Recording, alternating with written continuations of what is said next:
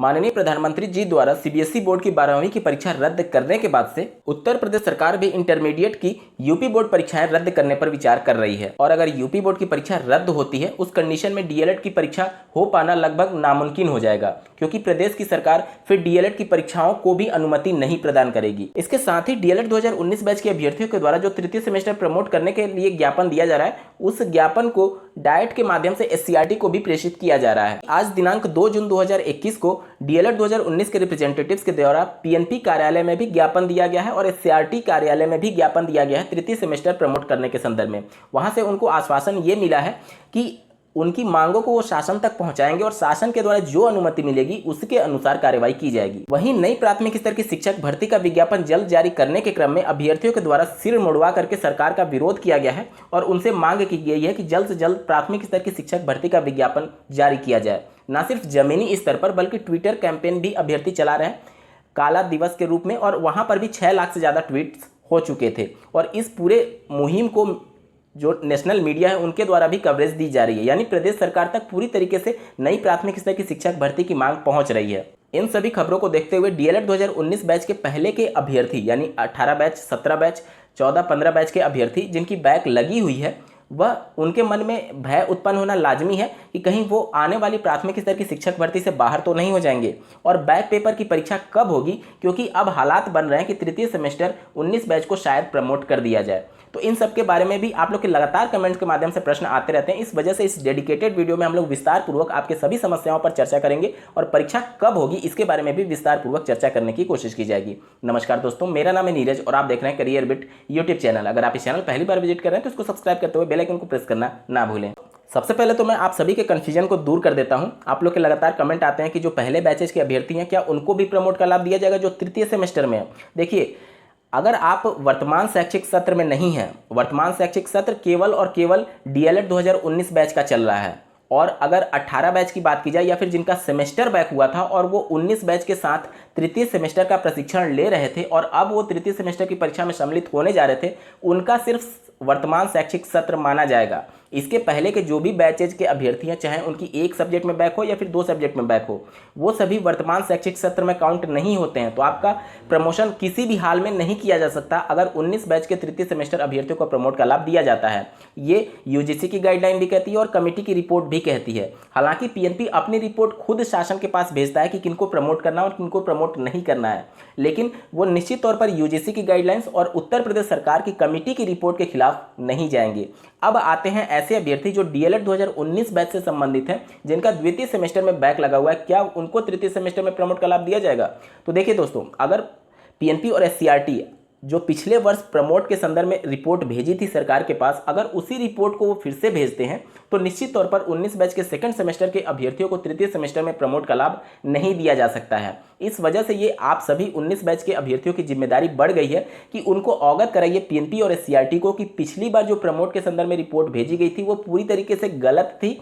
अगर किसी अभ्यर्थी का पहले के शैक्षिक सत्र में, मतलब 19 बैच का सेकेंड सेमेस्टर में अगर बैक लगा हुआ है, लेकिन वो वर्तमान शैक्षिक सत्र में 19 बैच के तृतीय सेमेस्टर में इनरोल्ड है परीक्षा देने के लिए, तो वो भी पूरी तरीके से हकदार है प्रमोट होने के संदर्भ में। ये यूजीसी की गाइडलाइन भी कहती है और उत्तर प्रदेश सरकार की कमेटी की रिपोर्ट भी कहती है। तो पिछले बार जो पीएनपी और एससीईआरटी ने गलती की थी वो इस बार ना दोहराया जाए, इस वजह से समय रहते आप लोग को पीएनपी और एससीईआरटी को इसके संदर्भ में अवगत कराना होगा। साथ ही ऐसे अभ्यर्थी जिनका सेमेस्टर बैक हुआ था तृतीय सेमेस्टर में और 19 बैच के साथ वो अपना प्रशिक्षण ले रहे थे फिर से, मतलब 3 या फिर 3 से ज़्यादा सब्जेक्ट में जिनकी बैक लगी थी और 19 बैच के साथ वो अपना प्रशिक्षण ले रहे थे, वो भी पूरी तरीके से हकदार हैं प्रमोट करने के संदर्भ में। तो ये सभी छोटी छोटी बातें हैं, लेकिन आपको मेंशन कराना होगा जब भी आप पीएनपी कार्यालय पर उपस्थित होकर के ज्ञापन देते हैं या फिर डाइट के माध्यम से अपनी बातों को पहुंचाते हैं या फिर एससीईआरटी पर ज्ञापन देते हैं। यही सब छोटी छोटी चीज़ें मिस्टेक कर दी जाती हैं और पीएनपी और एससीईआरटी के द्वारा बिना इन सभी चीज़ों को कंसीडर किए रिपोर्ट भेजी जाती है और अभ्यर्थी उससे पूरी तरीके से उनका अहित हो जाता है। जो लोग पात्र होते हैं उनको भी प्रमोट का लाभ नहीं दिया जाता है। तो मैं उम्मीद करता हूं अब कौन से अभ्यर्थी प्रमोट होंगे और कौन से अभ्यर्थी प्रमोट नहीं होंगे, आपके मन में जो भी डाउट उत्पन्न हो रहे होंगे वो सब क्लियर हो गया होगा।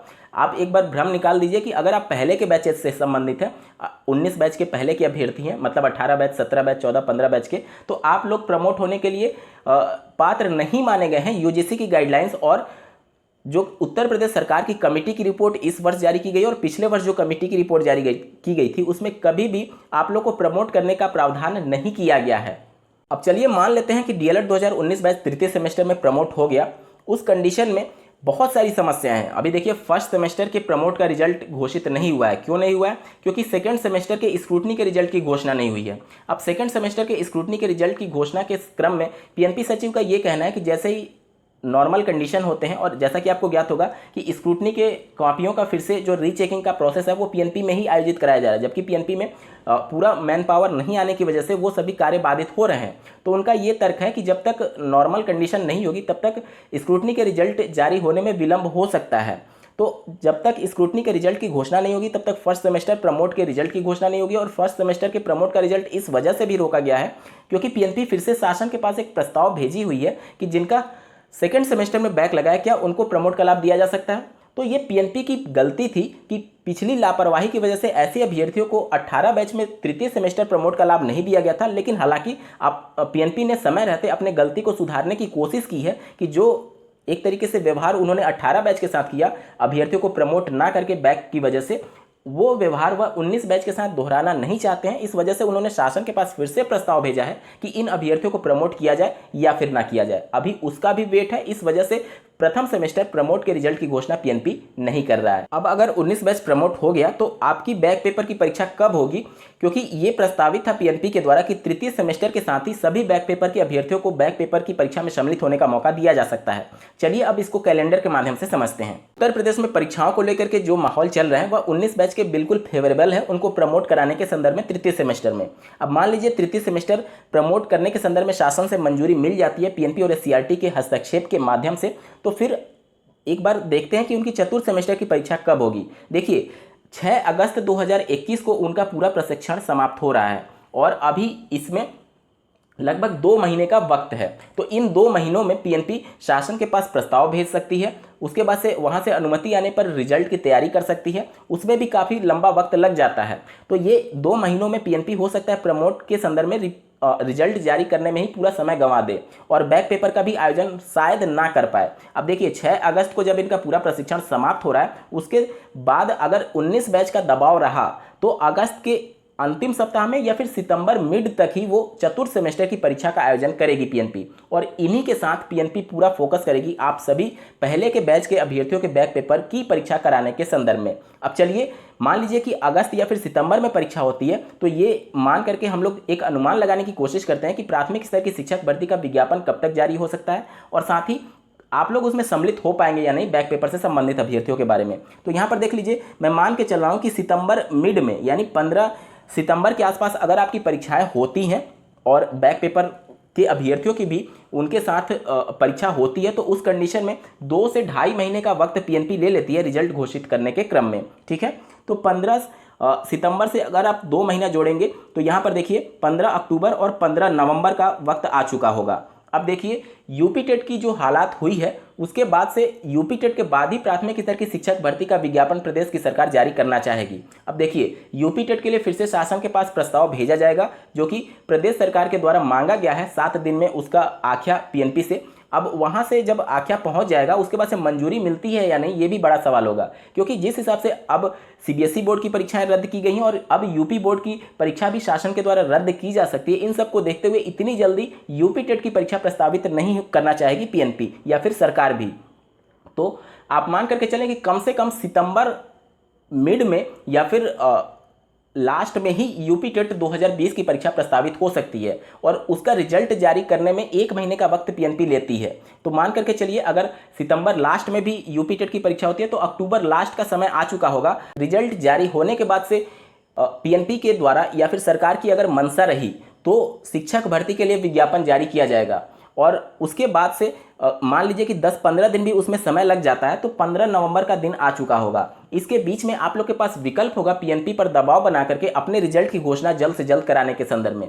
और अगर आप लोग थोड़ा ज़्यादा प्रेशर बनाएंगे तो हो सकता है कि नए विज्ञापन को छोड़ करके सरकार और पीएनपी आपके रिजल्ट पर ज़्यादा फोकस कर सकती है। इस कंडीशन में एक दो दिन पहले ही विज्ञापन जारी होने से पहले आपके रिजल्ट की घोषणा पीएनपी कर देगी, तो आप पूरी तरीके से पात्र होंगे आवेदन करने के लिए। नई प्राथमिक स्तर की शिक्षक भर्ती में आप पूरी तरीके से सेफ रहेंगे। तो ये पूरा माहौल बनने वाला है आने वाले फ्यूचर में। दोस्तों, आप लोग का क्या कुछ सोचना है कमेंट के माध्यम से जरूर बताइएगा, और ऐसे ही महत्वपूर्ण अपडेट्स के लिए इस चैनल को सब्सक्राइब करना ना भूलें। इस वीडियो को देखने के लिए आपका बहुत बहुत धन्यवाद। भगवान करे आपका दिन शुभ हो।